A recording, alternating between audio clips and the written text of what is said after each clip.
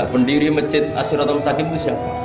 Yang pertama punya ide tentu sebenarnya yang pertama. Tapi kan ide tok belum terrealisasi. Nanti yang pertama terrealisasi pondasi juga pertama. Tapi yang benar-benar mulai dipakai Jumatan itu juga pertama. Lagi lah supaya agak sensitif kita ini harus minta pertama semua. Mau tidak mau kan kita harus ngomong awaluman bana hadal masjid si'ah. Tapi dulu belum ada ya bana ide. Wa awaluman misalnya pembalataan batu pertama waktu al-hijarah awalan ini. Wa awaluman sing jadi imam ya ummu hadal masjid fil jum'ah ini. Lah yang sampean wa awaluman ngerameni mlebu masjid. Sudah enggak apa-apa, yang penting awaluman apa? Masuk kategori awal. Nah, ini penting saya terangkan. Kembali ke Abu Bakar. Abu Bakar itu layyinal janib, orang yang sopan. Dan itu bagus, tentu sopan itu bagus. Layyinal janib bagus. Tapi masalahnya Rasulullah itu dikepung preman-preman yang ganas, yaitu Abu Lahab, Abu Jahal, Walid bin Mughirah, Wa'il bin semuanya preman yang ganas. Bukan sekedar kafir tapi ganas terhadap umat Islam. Mereka penyiksa-penyiksa ulung, termasuk akhirnya ada yang mati syahid, awal syahidin fil Islam, yaitu Ammar bin Yasir. Tapi yang bapaknya bukan Ammarnya, siapa? Yasirnya, sama istrinya namanya Sumayyah. Makanya saya tadi ngaji di Masjid Ammar bin Yasir itu ngaji yang paling tidak buyar, karena masjid itu didesain untuk mengenang Ammar bin Yasir. Sumayyah disiksa sampai mati, ya Yasir juga gitu, sampai Rasulullah ngendikan sobron ala Yasir inna mu'idakum al-jannah, sudah kamu sabar, kamu pasti nanti masuk surga. Bilal disiksa, tapi Bilal akhirnya aman karena menangi, diselamatkan Abu Bakar, bahkan menangi futuhat ya, beliau menangi apa? Fatwa apa? Saya pernah ziarah ke makam Bilal. Akhirnya apa Rasulullah? Ini kalau gini terus anak Islam orang-orang sopan kok repot. Beliau pas jalan-jalan ngerti Umar itu kalau ingin sarapan atau ingin punya uang, kalau ingin punya uang itu harus tarung. Dan dia petarung yang buruk. Jadi kalau tarung itu menangan, ya uangnya banyak. Barokahnya kalau tarung apa? Menangan dari gulat. Akhirnya Nabi mikir, wah kalau yang Islam gini ini cocok. Karena kalau yang sopan-sopan tok ini kayaknya repot. Walhasil Nabi sebutan tunggu, Allahumma a'izzal Islam bi Umar. Ya Allah, muliakan Islam ini dengan Umar. Gak tahu apa bisa diganti a'izzal Islam bi Banser, gak tahu saya. Karena kalau Banser sopan ya aneh, Banser kok sopan, gak jadi aneh. Atau pemuda Muhammadiyah kalau sopan gak jadi aneh. Masa pengawal kok sopan? Monggo ada badai seperti itu. Ya gak pantas-pantasnya. Oh, sterilkan dulu. Pas pamret sopan, Pak Jokowi tidak jadi pidato karena yang salaman apa? Banyak yang minta buku banyak. Singkat cerita betul karena Nabi yang berdoa itu di sebagian tarikh menyebut doanya Senin, Kamis sudah masuk Islam, hanya Senin, Selasa, Rabu, Kamis. Kalau kamu ya 30 tahun mungkin itu saja tidak mesti ya. Akhirnya Umar itu Islam. Islamnya juga unik. Dia mau mencari Muhammad, masih jangkar, kalau manggil masih jangkar, belum Rasulullah. Mana Muhammad? Laqad soba, dia sudah keluar dari agama permanen ya oleh kaum jahiliyah, itu agama jahiliyah. Ketemu sama temannya, apa Mar, kamu cari Muhammad, ngapain ya? Mau saya bunuh karena dia bikin agama baru. Laqad ja'a bidinin mukhtas, dia membawa agama baru. Terus kata temannya, kamu ngapain ngurusin Muhammad? Adik kamu itu sudah kata dia, urusin dulu adik kamu. Wah, masa iya? Terus akhirnya nyari Fatimah itu adiknya di rumah iparnya. Ketika datang di situ adiknya pas belajar sama suaminya belajar surat Toha ma anzalna alikal Qur'an apa litasqa illa tazkiratal liman yakhsha tanzilam mimman khalaqal arda was samawati aula ar-rahmanu 'alal arsy istawa lahu ma fis samawati wa ma fil ardi wa ma bainahuma wa ma tahta tsara. Menangis sumber. Ini enggak mungkin kalam manusia, kalam seindah ini enggak mungkin kalam manusia. Singkat cerita dia akhirnya Islam. Islam tercari Nabi. Kebetulan Nabi sedang istafa itu sembunyi di rumahnya Zaid bin Arqam. Ketika Nabi mau masuk, karena dia terkenal preman, kata Hamzah, ya Rasulullah kamu sembunyi, Umar saya ngadapin Hamzah, walhasil dia menceritakan iman. Setelah dia iman, apa yang dilakukan pertama? Itu marani Umayyah Abu Jahal, awas ganggu Rasulullah Muhammad tak bunuh. Oh sudah. Akhirnya yang dulu mengancam-ancam Nabi, mengancam-ancam sahabat selesai, karena sekarang gantian diancam Umar. Bersamaan dengan itu Allah mengeluarkan khitab fasda' bima tu'mar. Muhammad, kamu harus terang-terangan dalam dakwah karena sudah punya backingan bernama Allah. Jadi sebetulnya yang dibutuhkan Islam itu ya ada orang yang kayak Abu Bakar, ada orang yang kayak Umar. Ada kebaikan yang hanya terwakili oleh orang-orang yang kayak Abu Bakar, ada kebaikan yang hanya terwakili orang-orang kayak. Jadi sebetulnya tidak perlu dipertentangkan kita di mana, yang penting itu niatnya baik, diniatin sholihah dengan niat yang baik. Jangan kubu-kubunan yang tanpa ilmu. Sebenarnya dalam sejarah itu biasa. Bahkan uniknya dalam sejarah adalah Abu Bakar yang menjadi wali besar karena akhlaknya yang seperti itu, layyinal janib. Ketika mau meninggal, itu menunjuk khalifah yang akhlaknya berlawanan dengan dia, yaitu menunjuk Umar. Kayak apa insafnya Abu Bakar? Karena beliau tahu ada sebagian kebenaran Islam yang nggak terwakili oleh orang sopan. Coba kalau ada penjahat, orang Solo atau orang Jogja, yang sopan-sopan itu, terus ada penjahat, monggo sak kersane. Tapi sebaliknya penerima tamu terus orang Batak ngangkat penerima tamu dari orang Batak atau orang Madura, tamunya lari ya. Mau apa? Artinya gini loh ya. Ya kalau ngadepin penjahat mungkin pas orang Madura, kalau penerima tamu pas orang Solo. Ya proporsional saja lah, nggak usah memaksakan. Paham ini dong ya? Clear ya? Ya clear ya? Jadi hidup itu proporsional saja. Ya coba saja, punya acara keren terus penerima tamunya Madura, Batak, apa lagi yang keras-keras, Medan.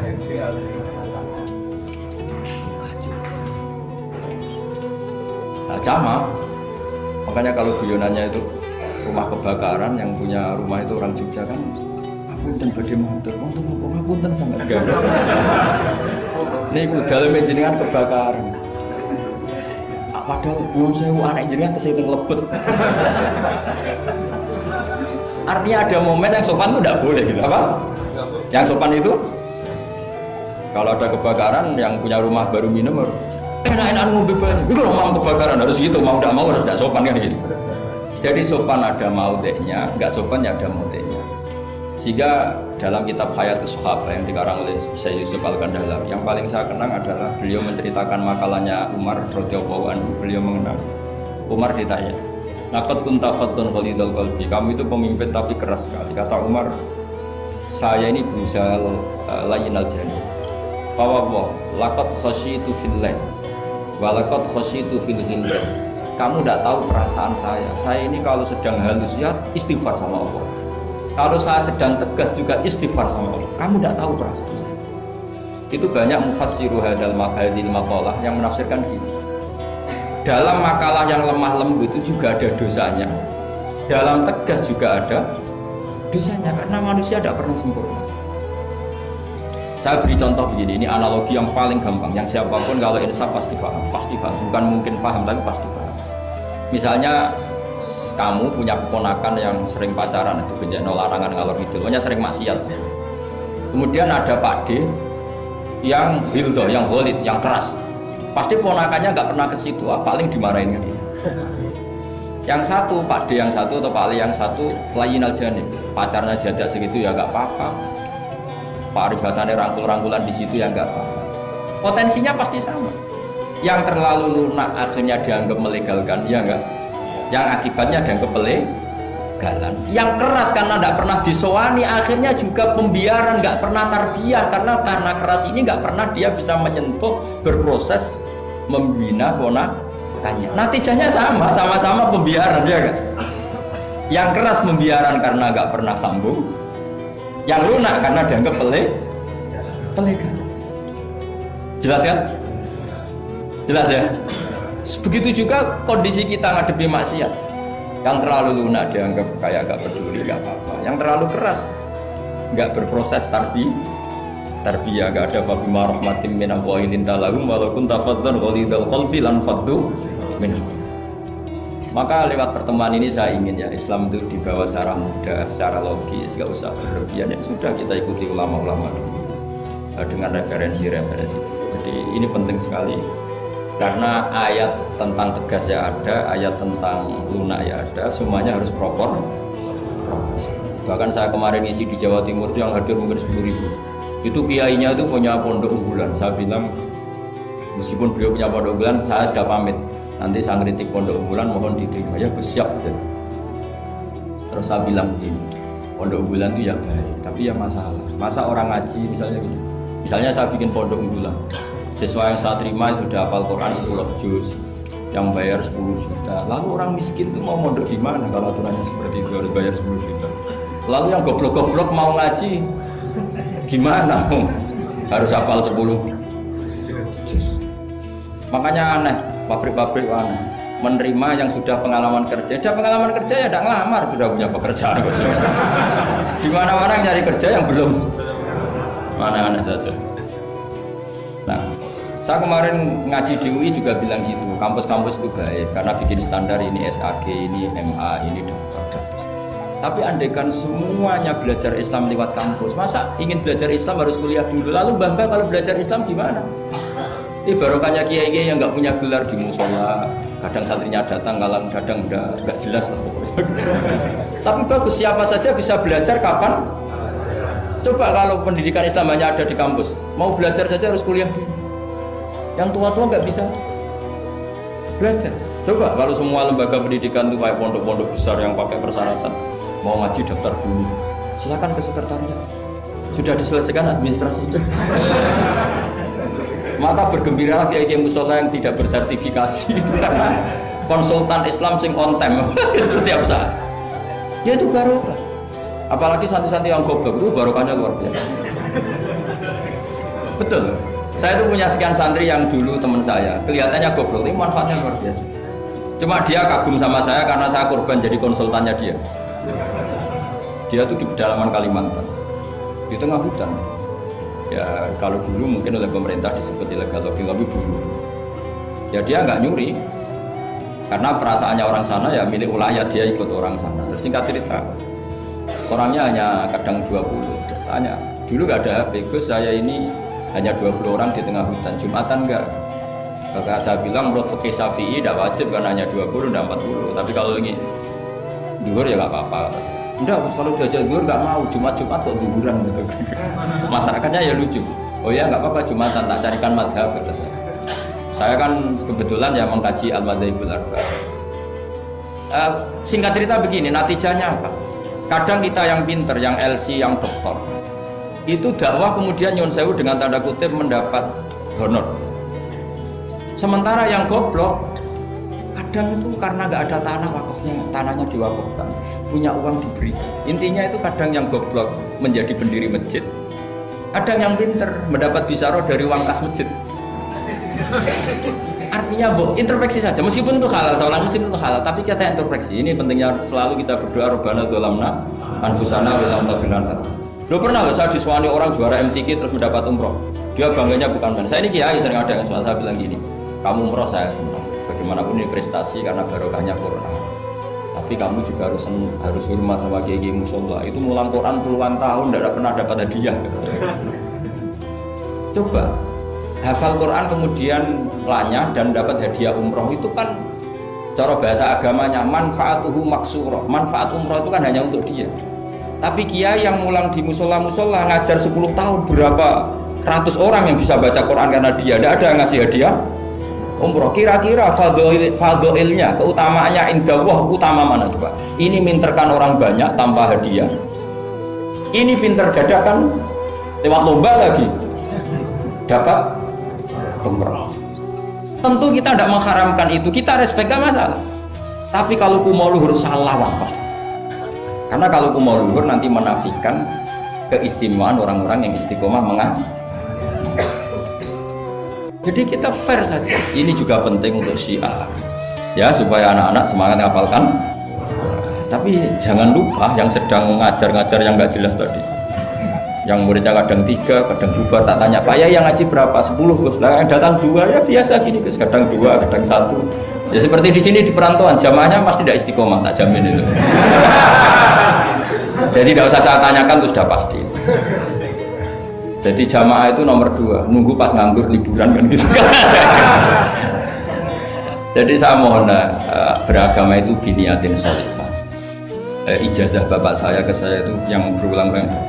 Sementing aku itu duwe qalbin salim. Makanya kata Allah, zaman itu illa man atawaha biqalbin salim. Yang selamat di hari mahsyar itu hanya satu orang yang sowan Allah biqalbin salim, dengan hati yang selamat. Hati yang selamat itu melihat kubu lain ya dengan insaf.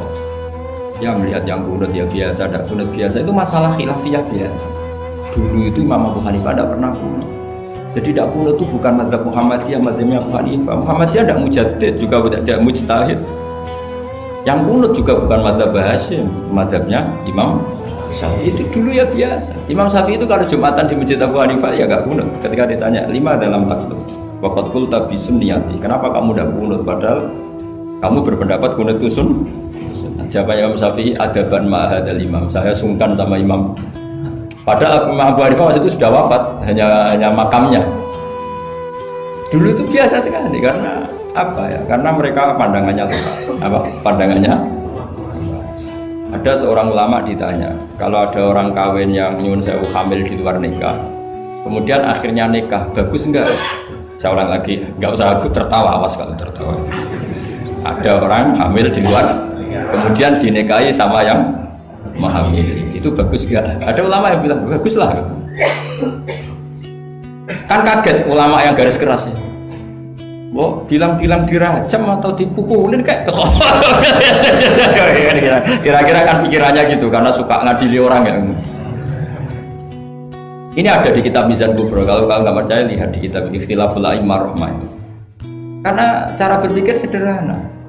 Terus dia punya riwayat dari Rasulullah SAW yang ngomentari seperti itu, jawabannya begini: qad kharaja min sifahin ila nikahin. Saya ulang lagi, qad kharaja min sifahin ila nikahin. Berarti dua orang itu telah keluar dari tradisi kumpul kebo menjadi tradisi nikah. Misalnya malam ini dia masih kumpul kebo, terus paginya nikah, malamnya lagi kan sudah sah. Artinya apa? Dia keluar dari tradisi sifat, sekarang ke tradisi nikah. Artinya melihatnya masa depan saja, tidak usah lihat masa belakang. Jadi ulama ya ringan saja. Ya ada ulama yang tetap marah. Susah apa sih langsung kawin disik-disik, ngapain baru setelah itu kawin?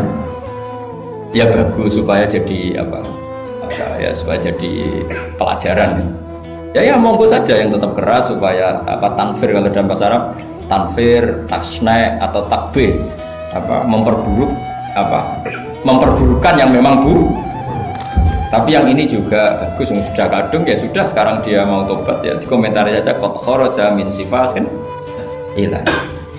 Ini penting saya utarakan, jadi nanti mungkin saya ada 1-2 pertanyaan, 2 saja, saya capek ini karena yang pelas pertanyaan jangan keluar. Saya ulang lagi, pertanyaan jangan keluar. Terus yang ringan-ringan saja, karena agama ini dibangun dengan keringanan. Tadi yuridu wa bikumul yusra wala yuridu bikumul usra. Dan kalau pertanyaannya ekstrim itu nanti rusak. Kata Rasulullah, innama ahlakal ladzina min qablikum kasratu masailihim. Dulu orang rusak itu karena banyak tanya. Karena nanti kalau Allah ditanya itu mesti tersinggung. Karena apa ya? Orang tanya itu tadi mengkritisi perintah.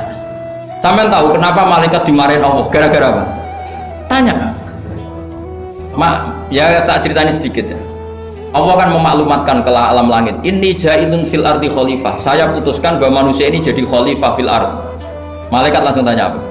Qalu ataj'alu fiha may yufsidu fiha wa yasfiku. Yang benar saja ya Allah, tolong dievaluasi. Manusia itu kan potensinya merusak. Yufsidu itu fi'il mudhari', berarti mustakbal. Cara terjemahan bebasnya manusia itu berpotensi merusak. Wa yasfiku dima, dan berpotensi mengalirkan darah. Betul hanya tanya, tapi artinya kan gini, ya Allah, kali ini kayaknya enggak pas keputusan kau ini. Tolonglah Deva.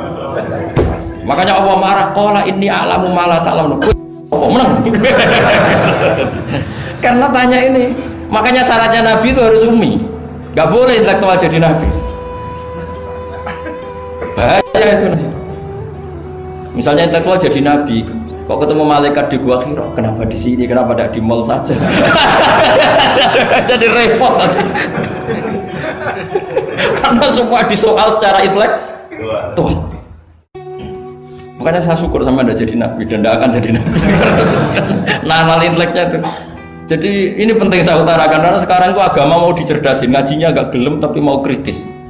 Itu bahaya betul. Makanya innama ahlakal ladzina min qablikum kasratu masa ilim, karena banyak pertanyaan. Ya bahaya betul. Masa Allah dievaluasi? Allah?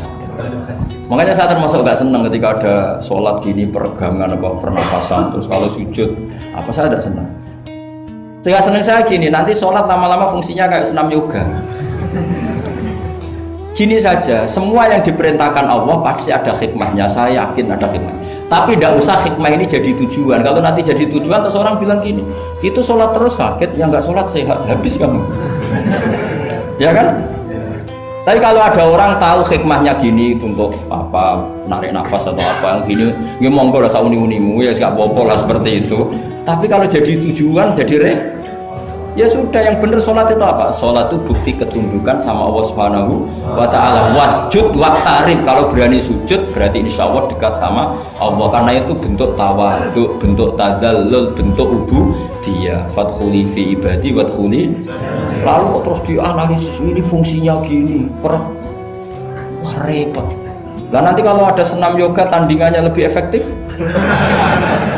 saya jantungan sujud kok nggak ngefek, tapi setelah ikut yoga kok ngefek. Saya loh ya, orang boleh nggak berpendapat sependapat sama saya, tapi kalau nggak sependapat keterlaluan, yakin. Karena dari saya jelas yang namanya wasjud ya Pak, udah ada di hadis di Quran, wasjud wa tashu, sujud dan kamu menjadi sehat. Nggak ada yang ada ya wasjud. Saya kira demikian. Assalamualaikum warahmatullahi wabarakatuh. Apa langsung selesai aja? Ya. Masalah keimanan. Tanya apa ngeluh? Kalau tanya boleh ya gimana? Masalah keimanan tentang qada dan qadar. Oh iya. Kalau qada dan qadar itu sudah ditentukan oleh Allah, kenapa masih dimintai pertanggungjawaban? Tidak. Oh iya. Betul. Ya seperti mukadimah saya tadi ya, jadi ngaji itu harus kafah itu artinya komplit. Jadi Nabi dalam banyak hal yang momennya tepat ya menganalisis dengan qada qadar, tapi dalam banyak hal juga melarang orang membicarakan qada qadar. Jadi misalnya gini, kamu kadung ditakdir pernah punya dosa dan kamu ingin tobat, maka dosa yang masa lalu anggap saja qada qadar, terus keinginan tobat itu anggap aturan syariat. Jangan lalu setelah qada qadar kamu tidak berkeinginan tobat. Ini penting saya utarakan karena Nabi itu menghentikan pasti dua kali. Saya jamin di setiap konteks sosial Nabi pasti menghentikan dua kali. Dua kali itu dua solusi. Nabi pernah menghentikan idza dzikiral qadar fa'amsiku wa idza dzikra ashabi fa'amsiku. Jika umatku telah menjustifikasi qadar dan qadar fa'amsiku, kamu jangan ikut-ikut. Karena nanti akan yang zina nggak apa-apa, saya sudah qadar, yang maling ya nggak apa-apa karena sudah qadar. Wah bahaya, bisa hancur syariat kalau seperti itu. Tapi ada banyak hal yang Nabi mengisnadkan itu ke qada qadar. Kayak cerita Nabi Musa dan Nabi Adam. Ada kan di hadis Sahih itu jelas. Ini dengerin, ini betul di hadis Sahih. Nabi Musa itu saking Israelnya, memang beliau orang apa? Pertama, semua Nabi kan pasti ngalami diangkat ke alam roh. Nabi loh ya, tidak sampean Nabi. Sama tidak usah ambisi begitu, Nabi ini. Ketika beliau diangkat di alam roh itu ketemu Nabi Adam. Padahal Nabi Adam kan Abul Basar, tokoh utama ada. Pertama ketemu langsung ngomong gini, anta Adam, kamu betul yang namanya Adam? Ya saya Adam. Antal ladzi akhrajtan nasa minal jannati wa asqaitahum. Saya hafal hadisnya. Antal ladzi akhrajtan nasa minal jannati wa asqaitahum. Gara-gara kamu orang nggak hidup di surga. Jadi kalau sampean marah gara-gara kamu, saya harus cari uang sampai Korea. Gitu. Coba kalau kita masih di surga, nggak perlu kerja di mana? Karena semuanya tersediakan, nggak punya istri jelek, semuanya cantik karena bidadari. Gara-gara jenengan kita harus keluar di bumi dan keluar dari surga. Nabi Adam itu karena orang sepuh ya, beliau santai saja. Anta Musa, kamu betul Musa? Ya saya Musa. Anta kalimu? Ya saya kalimu. Anta Sofio? Ya saya. Nabi Adam masih muji-muji. Ini pentingnya orang bijak. Jadi kalau sama nanti ngelawan saya tetap bijak insya Allah. Tapi sampean bisa neraka, ngelawan kiai itu dosa. Dosa sekali, bukan dosa biasa, sangat dosa. Nabi Musa, Nabi Adam masih anta sofi wa anta kalimu. Bukankah kamu melihat di Taurat bahwa saya akan dosa dan akan dosa saya sudah ditulis 40 tahun sebelum saya dosa? Iya ya Musa. Iya ya Nabi wa Adam, ya betul gitu. Berarti kamu mengkritik saya, atalumunani fi amrin qad qadahu. Kamu mengkritik saya, menyalahkan saya dengan sesuatu yang sudah digodok-godok oleh Allah sebelum saya lakukan. Jadi sudah ditulis sama Allah 40 tahun sebelum saya salah, sudah ditulis skenario nya nanti Adam akan salah terus keluar dari surga. Memang dari awal Allah skenario nya seperti itu. Itu ibarat istri kamu sudah tahu ini kalau miskin setia, kalau sudah kaya nanti pola, itu sudah tahu. Tapi anehnya istri kamu ketika nyata pola kok tidak siap, padahal sebetulnya sudah tahu gitu ya kan.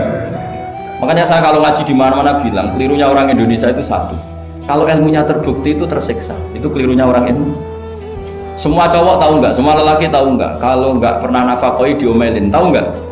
Tahu. Tapi ketika itu nyata nggak siap.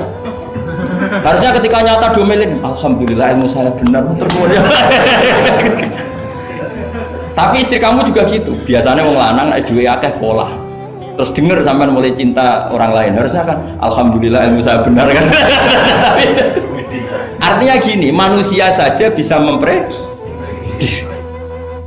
Kan nggak mungkin kita nyifati Allah nggak tahu Nabi Adam salah sebelum nyata-nyata salah. Tentu itu tidak mungkin. Nah, maknanya qada qadar kira-kira gitu. Allah itu tahu apa yang akan terjadi. Tapi tetap saja ini nggak boleh dipakai justifikasi untuk maksiat. Makanya jelas aturan Quran, saya mohon kamu nggak boleh salah. Ini nanti saya baca. Saya hafal tapi ini biar tamu ayatnya. Itu ayatnya kan ma asaba musibatin fil ardi wala fi anfusikum illa fi kitabim min qabli an nabraha inna dzalika 'ala Allahi yasir likai la ta'saw 'ala ma fatakum wa la tafrahu bima. Jadi apa yang mengenai kamu di bumi maupun ada pada diri kamu, anggap saja itu, yakini saja sebagai qada qadar, supaya kamu tidak putus asa apa yang sudah terlewatkan dan tidak bangga dengan apa yang kamu udah. Misalnya saya ini kan termasuk kiai keren misalnya itu saya tidak pernah bangga karena memang ditulis kalau suatu saat Gus Bah itu keren, jadi bangganya di mana kan sesuai skenanya. Jadi untuk menghilangkan ujub bangga itu dengan cara iman sama qada qadar. Terus likaila tak soal fatakum, kamu tidak perlu putus asa dengan apa yang sudah kelewat. Misalnya masa lalu kamu ya tadi diusir istri, suami, macam-macam lah, utangnya banyak, wes sudah bangkit saja, itu sudah takdir. Jadi mungkin ada yang menyarikan, coba ini carikan, mungkin di surat Hadid itu apa yang nanti dicari ayatnya. Pokoknya ayatnya tadi apa?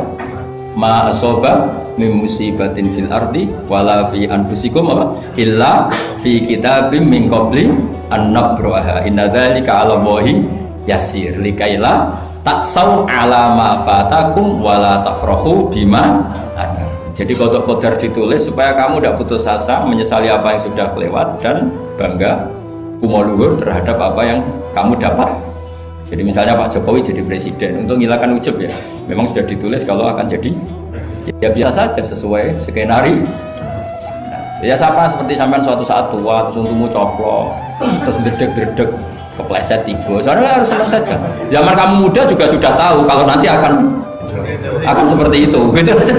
Jadi kalau itu terjadi, ya sudah, memang akan seperti itu. Jadi ringan saja. Ini pentingnya ngaji. Jadi sesuatu itu mudah sekali kalau dianalisis dengan dengan ya cukup ya. Satu lagi aja kan. Kalau nggak salah itu surat Hadid. Biar ditahukan suratnya. Diumumkan siapa? Surat apa? Hadid itu. Hadid 22. Hadid 22 ya. Hadid 22. Berdiri aja nggak apa-apa. Oh enggak. Oh ya nggak apa-apa, gimana? Assalamualaikum warahmatullahi wabarakatuh. Waalaikumsalam warahmatullahi wabarakatuh. Saya makan apa Ya. sebenarnya saya baru kenal dia itu 3 minggu yang lalu lewat YouTube. Ya. Ada yang kirim di FB saya, walaupun dengan komentar yang agak mirip lah. Iya. Kalau nggak salah waktu itu Pak Kiai membahas masalah perang Handad Iya. yang mengatakan bahwa Nabi itu waktu itu satu aja tidak tahu apa-apa, tapi Iya. ada Salman yang menyampaikan ini. Iya. Terus komentarnya netizen hanya Tapi pertanyaan saya itu bukan itu Pak. Iya, gimana? Pertanyaan saya itu saya tertarik kenapa cara pasang sokoknya itu ada rambut di. Iya. Iya.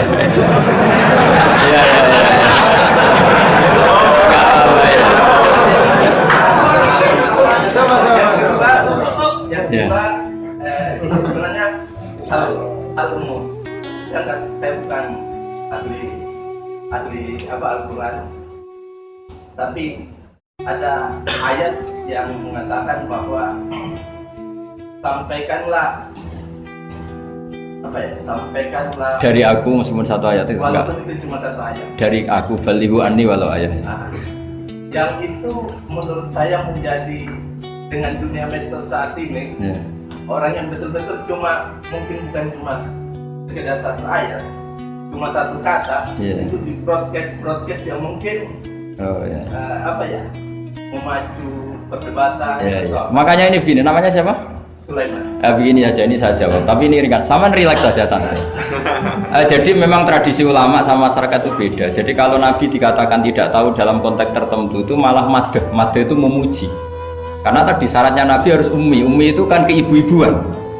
Jadi kalau Nabi tahu itu nanti seakan-akan dia itu dikawal oleh ilmunya, padahal Nabi itu dikawal oleh nubuah. Ini bedanya Nabi sama ndak. Jadi Nabi di Quran itu biasa ada kata makun tatadri mal kitabu walal iman. Terjemahnya kan kamu tidak tahu.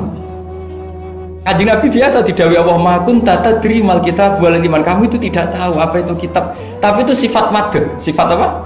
Madh itu memuji. Kenapa itu jadi pujian? Karena Nabi kalau sudah tahu urusan sesuatu nanti jadi ilmu tandingan menandingi wahyu. Lah mungkin netizen nyuwun sewu, bukannya ngeritik, bukannya apa, mungkin nggak paham tradisi ulama itu. Jadi kalau ulama bilang Nabi itu tidak tahu, itu bukan sifat dzam tapi sifat madh, memuji. Di Quran banyak kalimat makun tatadri mal kitabu walal iman. Makanya Nabi ketika disuruh baca Iqra ya Muhammad, jawabannya gimana? Saya tidak bisa baca, tapi bukan sifat buruk, justru bagus. Kalau Nabi bisa baca, ilmunya nanti dikira beliau belajar dari buku-buku, dan itu dia jadi Nabi. Wah, itu memang bacanya banyak. Clear ya ini ya, supaya nggak salah paham. Jadi dikatakan tidak tahu kalau Nabi itu bagus, madh. Nggak bisa baca juga madh, sifat pujian. Kalau kamu udah bisa baca, buruk sekali. Itu jelas. Ya kan, tahu semua kan, ketika Nabi disuruh baca bilang apa? Saya tidak bisa baca, tapi itu bagus. Karena semuanya biar karena wah. Ya. Soal gaya peci saya ini Islam khas, ya khas ini. Nah, yang ini yang penting, yang pertanyaan sampean terakhir balighu anni walau aja. Memang ini semenjak dunia medsos memang dengan tanda kutip agak kecelakaan, mengutip kutipan tokoh atau apa hanya sepotong-potong itu bahaya. Bahayanya begini, itu bukan hanya karena yang ngendikan tokoh. Meskipun Quran kalau wakafnya salah itu ya bahaya. Coba misalnya begini, ada orang wakaf di depan orang yang paham bahasa Arab. Inna Allaha la yastahi, terus wakaf ya Pak. Terjemahnya gimana? Allah tidak punya rasa malu. Jika di ilmu Quran itu diaturkan ada wakaf yang haram, yaitu wakaf yang rusak makna, harus diteruskan inna Allaha la yastahi ayyadriba mathalam ma ba'u. Allah tidak malu bikin perumpamaan sekecil apapun makhluk itu. Misalnya buat perumpamaan dengan nyamuk. Coba kalau bacanya satu ayat terpotong, inna Allaha la yastahi, Allah tidak malu. Bayangkan didengar orang yang paham bahasa Arab. Jadi problem kita adalah kadang ngutip kiai ya gitu. Jadi apa ya tadi belum mendengarin kompletnya ngaji. Jadi kalau ada ulama bilang Nabi tidak tahu, itu sebenarnya madh itu ngelem karena memang begitu. Makanya Allah bilang apa? Ma kunta tadri mal kitabu walal iman. Muhammad, kamu tidak tahu apa yang maknanya kitab, maknanya iman. Tapi nggak tahu ini untuk Nabi kelebihan, karena kalau Nabi tahu dulu berarti ilmunya sebagian diserap dari Taurat dan Injil, dari yang macam-macam. Makanya dulu orang kafir kalau ngeritik Nabi kan, walaqad na'lamu annahu yaquluna innama yu'allimuhu basar. Muhammad pinter macam pernah belajar. Terus Allah menjawab, Muhammad itu nggak pernah belajar, bahkan baca saja tidak. Jadi kalau Nabi dikatakan nggak bisa baca, nggak tahu, itu madh. Saya ulang lagi, untuk Nabi itu madh. Sehingga semua yang dilakukan Nabi in huwa illa wahyun yuha, semua hanya berdasar wahyu. Ini bedanya Nabi dengan selain Nabi. Makanya Nabi itu nggak pernah baca, nggak boleh memang. Karena tadi pasti ini jadi ilmu tandingan. Itu bahaya kalau untuk Nabi, supaya semuanya orisinil dari Allah. Nabi itu sama Allah dikosongkan, semuanya kosong. Terus semuanya dari ilmu yang diwahyukan oleh Allah Subhanahu wa Ta'ala, jelas. Jadi balighu anni walau ayat itu sama kan, maksudnya itu ayat itu bukan ayat satu Quran potongan, enggak. Ayat yang muhkamah, yang utuh. Tapi kalau satu potongan ya enggak boleh. Tadi misalnya dipotong apa, innallaha la yastahi kan kayak. Makanya di bab ilmu tajwid kan diterangkan wa ba'da tajwidi kalil hurufi la budda mim ma'rifatil wuqufi. Setelah kamu tahu tajwid ikhfa idhar idgham, kamu harus mengenal ilmu waqaf. Karena sekali salah waqaf itu ya gitu Mas Leman ya. Assalamualaikum warahmatullahi wabarakatuh.